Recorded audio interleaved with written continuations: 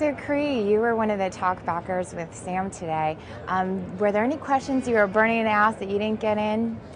Yeah, I really wanted to zoom in on a couple things about the value of an online travel planner at an OTA website. For example, 39% of Americans don't know the dates that they're leaving when they go to an online travel agency website, and 16% of Americans haven't even decided which destination they're going to.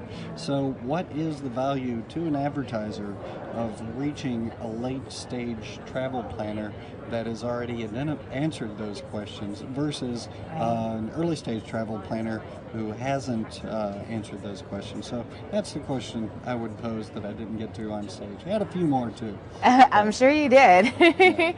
In thinking about the attention they've received with their sort of early trip planning product through Travelocity in partnership with some Frommer's content, do you think that that's trying to get there, or it has a long way to go?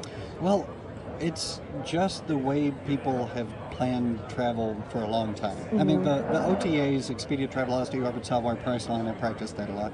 Those guys are like the cash registers in the shopping mall, and we really feel that our advertisers tell us that they want to catch customers in the aisles. They want to catch you at the point of planning the best 2 weeks of your year, not at the last minute checking prices, right? So the difference between taking a trip to Aruba and taking a trip to Atlanta could be $500 versus $5,000. The advertisers that we work with are more focused on catching the user going to Aruba. Right. So that's those are the kind of questions that I would follow up with. But I think OTAs have value to advertisers who want to catch a late stage travel planner. But our position, advertisers tell us they want an earlier stage travel planning audience. What about online travel agencies as advertisers? For example, Expedia's password ads. Sure. Or as ad sales forces for the Expedia sells the My Ads product.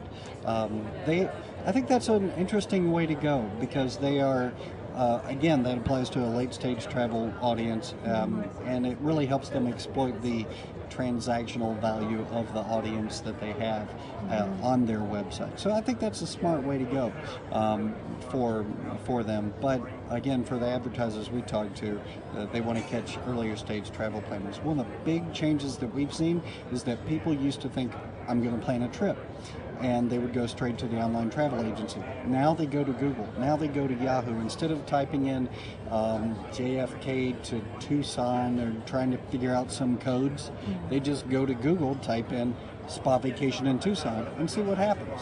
And that's the early stage travel planning audience that we're seeing. OTAs year over year have lost 14% of their traffic, 14% fewer visits year over year. I think that tells you that consumers are going to different places, like the travel information category, which is actually up 1% year over year. Great. Thank you so much. Yeah, thank you.